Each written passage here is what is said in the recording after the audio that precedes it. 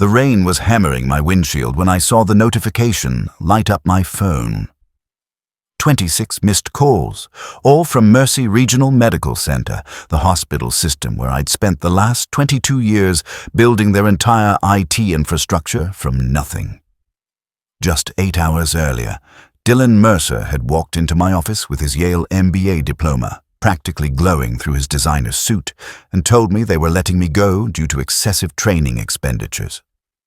Now, the same people who'd escorted me out were calling like the building was collapsing, which in a way, it was. My name is Garrett Hawkins. I'm 51 years old, and until yesterday afternoon, I thought loyalty meant something in corporate America. Turns out I was wrong about a lot of things. I've been at Mercy Regional for 22 years now, since before most of these administrators could spell EHR. Before that, I spent 5 years in the Navy as a hospital corpsman, managing medical databases aboard the USS Eisenhower. When you're responsible for patient records in the middle of the Atlantic Ocean with no IT support for thousands of miles, you learn pretty quick that systems either work perfectly or people die. That mindset stuck with me when I joined civilian healthcare. Maybe too much. When I started at Mercy Regional in 2003, the hospital's IT infrastructure was basically 3 computers connected by hope and duct tape. Patient records were still mostly paper. Billing was a nightmare of duplicate entries and lost invoices. The nursing staff was spending more time hunting down charts than actually caring for patients. The previous IT director had quit without documentation, taking all his passwords and system knowledge with him like a digital scorched earth policy. I spent my first 8 months rebuilding everything from scratch, working until 0200 most nights, coming in on weekends, mapping out every system dependency, and creating comprehensive documentation that nobody would ever bother to read. My daughter Emma was only 3 then, about a year after my wife Rachel died from complications during what should have been routine surgery at a different hospital. The irony of working in healthcare after losing her to a preventable medical error wasn't lost on me. But I thought making systems better, making sure patient data was accurate and accessible, would mean fewer families would feel what I felt. For 22 years, I was the guy who made everything work. When nurses couldn't access patient records at 0300, I fixed it. When billing systems crashed during month-end close, I rebuilt them. When we expanded from 1 location to 7 hospitals across 3 states, I architected the entire integration myself. I created custom middleware that connected our legacy systems to modern EHR platforms. I built training programs that turned technophobic staff into confident users. I basically became the institutional memory of Mercy Regional's entire digital infrastructure. Christine Mercer became our CFO about 18 months ago. Sharp woman, about 47, very focused on operational efficiency and cost reduction. She came from a tech startup background where everything was cloud-based and off the shelf. The problem was, she had no understanding of healthcare IT complexity or why we couldn't just swap out systems like you'd change a smartphone app. Why would she? I had everything running so smoothly that the complexity was invisible. What I didn't know was that Christine had other plans for the IT department. Her nephew Dylan had just graduated from Yale with an MBA in digital transformation. 28 years old. Brilliant with spreadsheets, but he'd never supported a critical patient care system at 300 when lives were on the line. Never had to explain to a surgeon why the imaging system crashed during a procedure.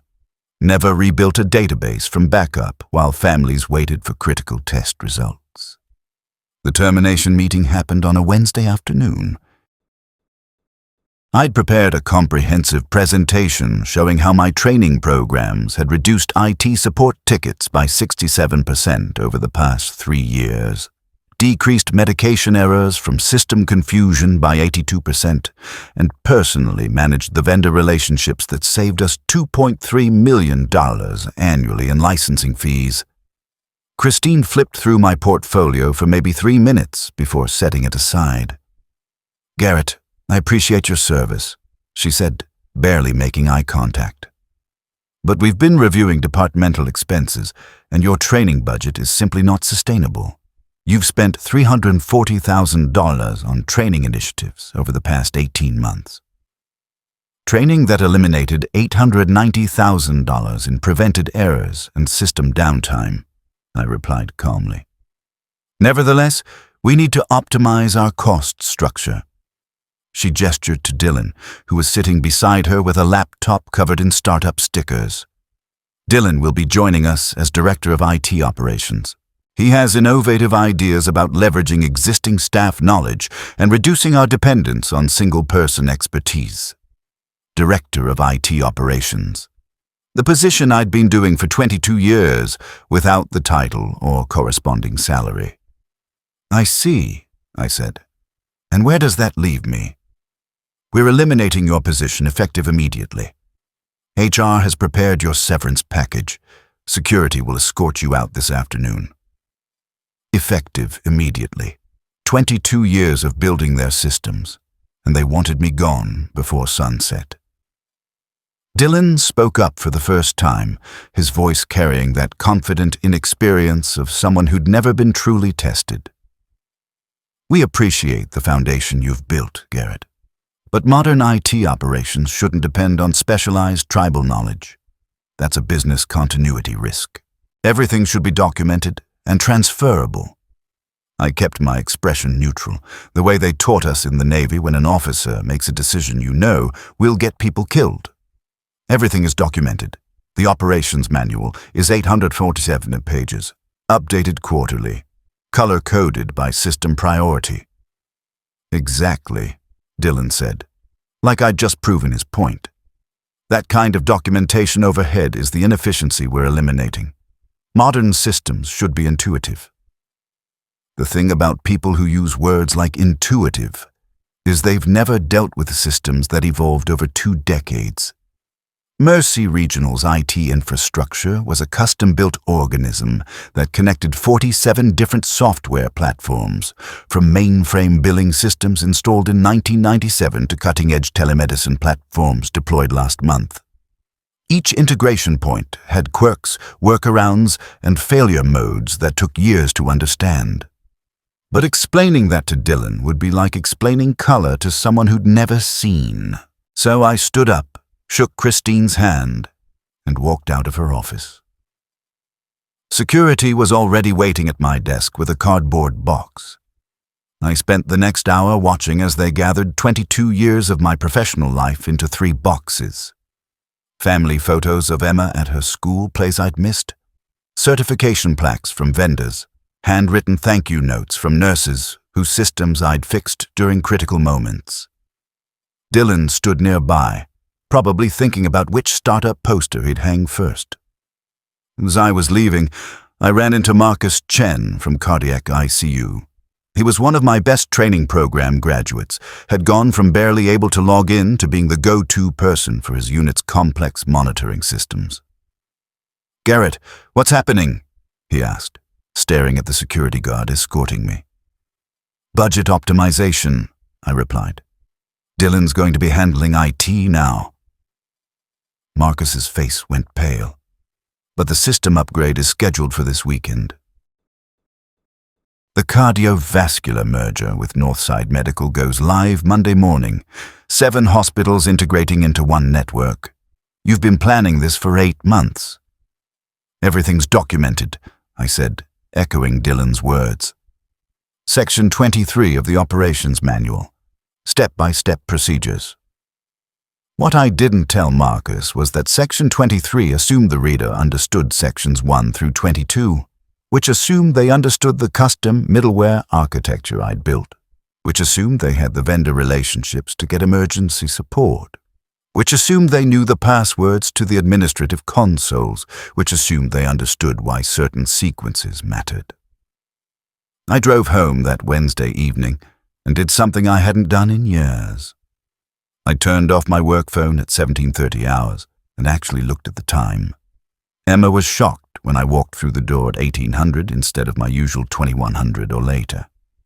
"Dad, they finally gave you normal hours?" she asked, looking up from her biology homework.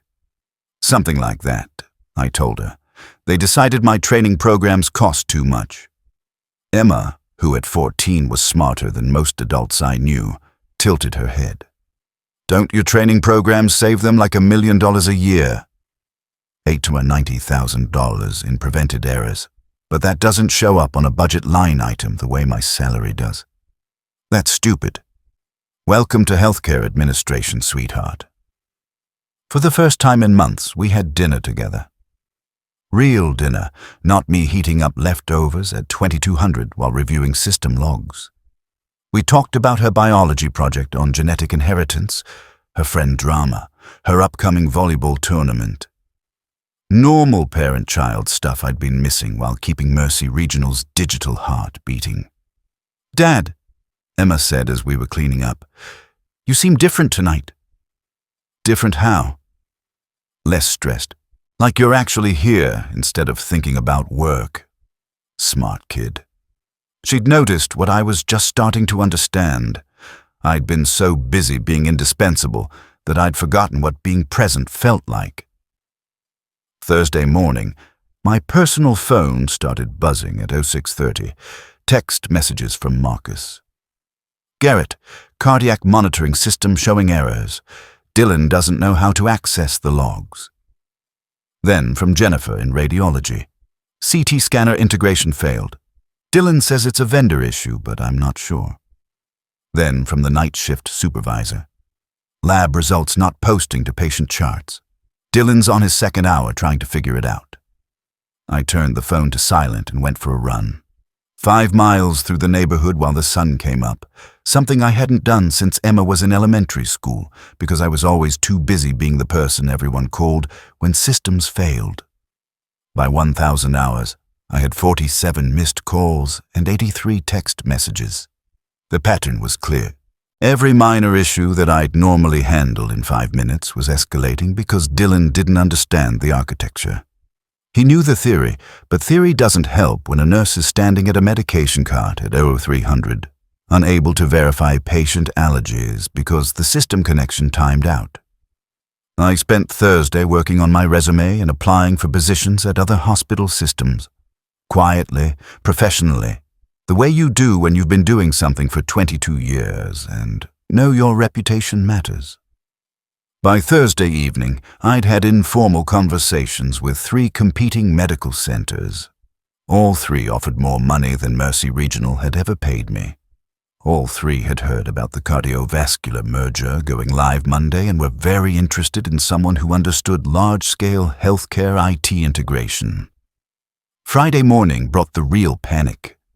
I was having coffee with Emma before she left for school when my personal email lit up with messages forwarded from my old work account.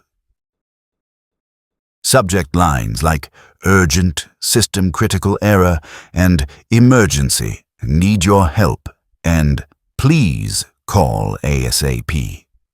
"They're really freaking out, aren't they?" Emma observed, reading over my shoulder. "They're learning the difference between training costs and training value." "Are you going to help them?" I thought about that. 22 years of late nights, missed volleyball games, cancelled vacations because some system needed attention. 22 years of watching administrators get promoted while I stayed in the same position because I was too valuable to move.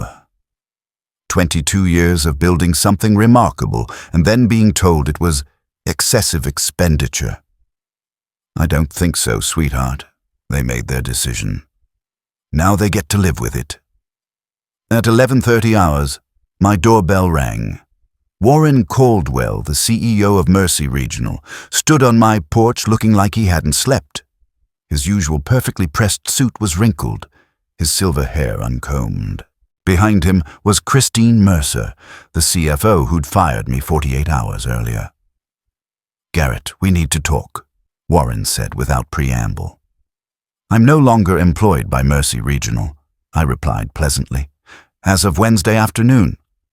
"We understand there was a miscommunication," Christine started. There was no miscommunication, I interrupted. You eliminated my position due to excessive training costs. I believe Dylan called it documentation overhead and business continuity risk. Warren's face reddened. Garrett, the cardiovascular merger goes live in 62 hours, 7 hospitals integrating into one network. Dylan says he's following your procedures, but nothing's working. Has he read Section 23 of the operations manual? He says it references systems he doesn't understand. Then I recommend he read Sections 1 through 22 first. It's all documented, color-coded by priority, even. Christine stepped forward, desperation creeping into her voice. Garrett, please, we made a mistake. What will it take for you to come back and complete the integration? I looked at these 2 executives standing on my porch, finally understanding what they'd thrown away. For 22 years, they'd seen my training programs as a cost center, never connected that those programs were why our staff could handle complex systems that other hospitals couldn't. Never understood that my vendor relationships weren't just contract negotiations, but trust built over decades of being the reliable expert they could count on. I don't think you can afford what it would take, I said calmly. Warren pulled out his phone. Name your price. Consultant rates, overtime, bonus, whatever you need. It's not about money, Warren. It's about the fact that you spent 18 months with Christine telling me I cost too much while I was saving you millions. It's about putting Dylan in charge because he had an MBA instead of 22 years of experience keeping patient care systems running. It's about being told my training programs were excessive overhead when they were the only reason your staff could handle the systems I built. Christine's mask of professional composure cracked. What do you want, Garrett? Public apology, your position back with a raise. Dylan fired. Name it. I want you to understand what you actually lost, I said. Not just my technical skills, but the institutional knowledge that took 22 years to build. The vendor relationships where one phone call gets emergency supports that would take Dylan 3 weeks to arrange. The understanding of why certain procedures exist, because I was there when we learned those lessons the hard way. Warren's phone buzzed. He glanced at it and his face went white. The integration test just failed. Multiple critical errors. If we can't resolve this by Monday morning, we'll have to abort the merger. That's $340 million in committed infrastructure, cancelled surgical schedules, and potential Medicare violations for continuity of care failures. The same $340 million integration I'd been architecting for 8 months. The same merger where I'd spent 200 hours building custom interfaces between Mercy Regional Systems and Northside Medical's completely different infrastructure. The same project where I'd personally negotiated emergency support agreements with 7 different vendors because I knew integration day would be chaos. That sounds stressful, I said. Good luck with it. I started to close the door, but Warren put his hand out. Garrett, please. Patients are going to be affected. People having scheduled surgeries Monday who are counting on us. That stopped me. Because he was right. This wasn't just corporate politics or budget battles. Real patients with real medical needs were going to suffer because administrators made stupid decisions about training costs. Let me make something clear, I said, my voice hardening. I will not sacrifice patient care to teach you people a lesson, but I'm also not going to fix your mistake for free while you pretend this was just a miscommunication. What do you want? Christine asked again. I want Dylan in that meeting when we negotiate terms. I want him to understand exactly how much damage his modern IT operations philosophy just caused, and I want him to hear you admit that eliminating my position was a mistake. Done, Warren said immediately. Come to my office at 1400 hours. As they walked back to Warren's Mercedes, Christine turned back. Garrett, for what it's worth, I genuinely didn't understand what you did. I saw training budgets and documentation overhead, not the system that made it all work. That's the problem with cost optimization, Christine. It's very good at measuring expenses and very bad at measuring value, especially the kind of value that keeps people alive. At 1400 hours, I walked into Warren Caldwell's executive office for the first time in 22 years. Usually I worked in the basement near the server rooms, close to the systems that actually kept the hospital running. The top floor was for people who attended strategic planning retreats and discussed mission statements. Dylan was already there, sitting at the conference table with his laptop open. He looked like he'd aged 5 years in 48 hours. His designer suit was wrinkled, his Yale confidence deflated like a popped balloon. Warren sat at the head of the table. Christine was to his right. 2 chairs were empty. One for me, one for someone else who hadn't arrived yet. "Before we begin," Warren said, "I want you to understand the scope of what we're facing. The cardiovascular merger integration is failing at multiple critical points. Northside Medical's imaging systems aren't communicating with our EHR.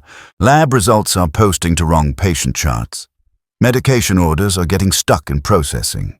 And we have no idea why, because the error logs are in formats Dylan doesn't recognize." "They're in SQL dump format," I said. "Section 7 of the operations manual explains how to read them. Did Dylan get that far?" Dylan spoke up, his voice strained. "Your documentation assumes knowledge of the custom middleware you built. I don't have that knowledge." "That's what the training program you eliminated was designed to provide," I replied. 6 months of structured learning, hands-on labs, mentored troubleshooting. The program Dylan told Christine was documentation overhead. The conference room door opened, and Marcus Chen walked in, still wearing his cardiac ICU scrubs. He looked confused about why he'd been summoned to the executive floor. "Marcus, thank you for joining us," Warren said. "Please sit down." Marcus sat next to me, shooting me a questioning look. I gave him a slight nod that everything was okay. Warren continued. "Marcus successfully completed Garrett's advanced training program last year. He's now the most technically proficient staff member in our cardiac unit. I asked him here because I wanted to understand what that training actually provided." Marcus looked uncomfortable being put on the spot. "Well, Garrett's program taught me how the systems actually work, not just which buttons to click. Like why certain processes have to happen in specific sequences, or how to recognize when an error message means something serious versus just a temporary glitch." "How long did that take?" Christine asked. 6 months of weekly sessions, plus another 3 months of mentored practice, about 200 hours total. Christine did the mental math. "At your hourly rate, that's roughly $8,000 in training cost for one person. And saved us about $50,000 in prevented errors," Marcus added. "There was an incident last month where a new medication interface was showing drug interactions incorrectly. I caught it because Garrett's training taught me to verify data pathways, not just trust what the screen displayed. If that error had reached patients, it could have been fatal." The room went silent. Dylan stared at his laptop. Christine looked like she was going to be sick. "That's one example from one person," I said quietly. "Multiply that across 40 people in the advanced training cohort. My excessive training expenditure prevented approximately $2 million in errors last year, while costing $340,000 to deliver. That's a 588% return on investment. But it doesn't show up on a quarterly budget review as a line item called disasters that didn't happen." Warren leaned forward. "Garrett, we need to make this right. What's it going to take?" I pulled out a folder I'd prepared that morning. Inside was a detailed proposal, professionally formatted with specific terms. First, Dylan's position is eliminated, not because he's incompetent, but because that position should never have existed. You don't hire someone to run complex healthcare IT infrastructure based on an MBA and startup experience. Dylan's face went red, but he didn't argue. He'd spent 48 hours learning exactly how far over his head he was. Second, I return as Chief Information Officer, reporting directly to you, Warren. Not as director or manager or some other middle-tier position. If I'm going to be responsible for patient care systems, I need executive authority to make decisions without budget approval delays. Warren nodded. Agreed. Compensation? $185,000 base salary, which is 60% above my previous rate, and brings me in line with market rates for healthcare CIOs at facilities our size. Full benefits, including the executive healthcare plan, and my training budget is restored permanently at $500,000 annually, non-negotiable. Christine winced at that number but didn't object. Third, I want Marcus promoted to IT training coordinator. He's proven he can not only learn complex systems but teach others. He'll manage the training program under my supervision. Marcus's eyes went wide. He clearly hadn't expected that. Fourth, I want written acknowledgement from the board that healthcare IT infrastructure is critical patient care equipment, not an administrative cost center to be optimized. That memo goes in every executive's file so the next CFO doesn't make the same mistake. Done, Warren said immediately. What else? Christine stays as CFO, but Dylan reports to her for the next 6 months in a junior financial analyst role. Not because I want revenge, but because he needs to understand the business from the ground up before making strategic recommendations. If he's any good, he'll learn from this. If he's not, nature will take its course. Christine looked at her nephew. Dylan swallowed hard but nodded. And finally, I said, I want that severance package you prepared torn up. I was never terminated. Wednesday's meeting was an administrative error that's been corrected.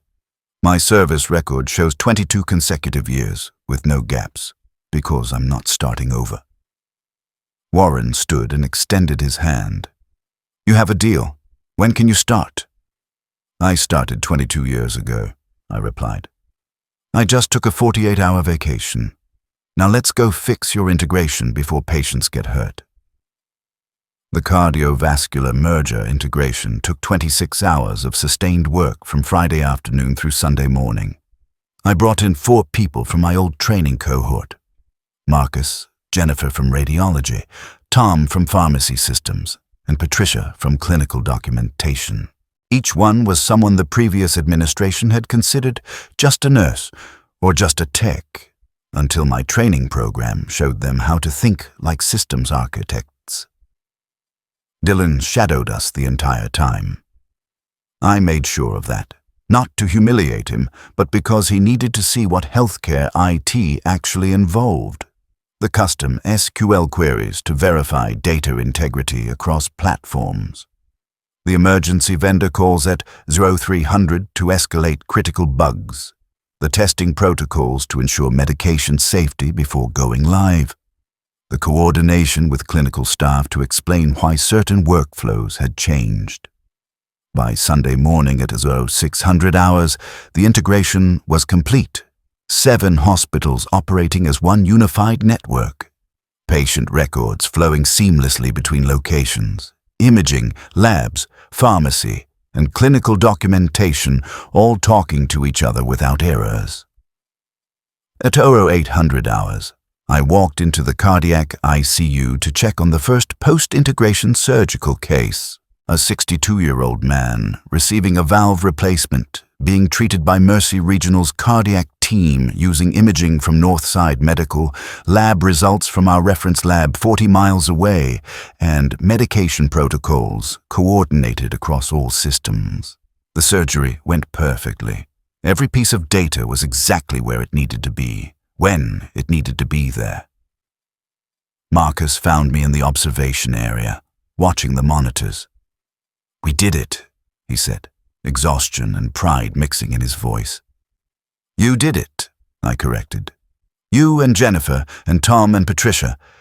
This is what happens when people are properly trained. You don't need me hovering over every decision. You need knowledge, confidence, and support. That's what your training program gave us. That's what every healthcare worker deserves. The tools and training to do their jobs without constant fear of making fatal mistakes, because the systems are too complex to understand. 3 months later, Mercy Regional's board issued a formal policy. Healthcare. IT infrastructure is classified as critical patient care equipment. IT training is classified as clinical competency development. Both are protected budget categories that cannot be reduced without board approval and patient safety review. Dylan completed his 6-month rotation in financial analysis and asked to extend it another 6 months. Turns out he was actually quite talented at detailed budget work once his ego wasn't driving the bus. He'd never be an IT director, but he'd make a solid senior analyst. Christine became one of my strongest allies. She championed the training program expansion to other departments and used the prevented error data to show other executives why investing in competency development was good business. Most importantly, I was home for dinner with Emma most nights. Not every night. Healthcare systems still had emergencies that needed attention. But the difference was, I'd built a team that could handle 90% of issues without me. That's what real training programs do. They don't make you indispensable. They make you replaceable in the best possible way, by developing people who can carry on your work. Emma's volleyball team made it to regionals that year. I was at every match. When they won the championship, she ran off the court and hugged me first, before her teammates, before the celebration. "Thanks for being here, Dad," she said. "I wouldn't have missed it for anything." And I meant it, because I'd finally learned what my wife Rachel had tried to tell me before she died. Being good at your job is important. Being present for the people you love is essential, and sometimes it takes being fired for training costs to understand the real cost of making yourself indispensable. The best response to being undervalued isn't anger or spite. It's letting the consequences of short-sighted decisions speak for themselves while you maintain your integrity and professionalism. Sometimes, the most powerful thing you can do is step back and let people discover what they actually lost. If you've ever been told your expertise is too expensive while you're saving far more than you cost, remember this: value isn't always visible in budget line items. Training costs show up on spreadsheets. Prevented disasters don't. But the moment those disasters stop being prevented, everyone suddenly understands the math they should have been doing all along.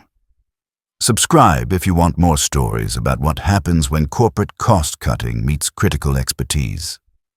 Trust me, you'd be surprised how often excessive training expenditure turns into "why is nothing working?"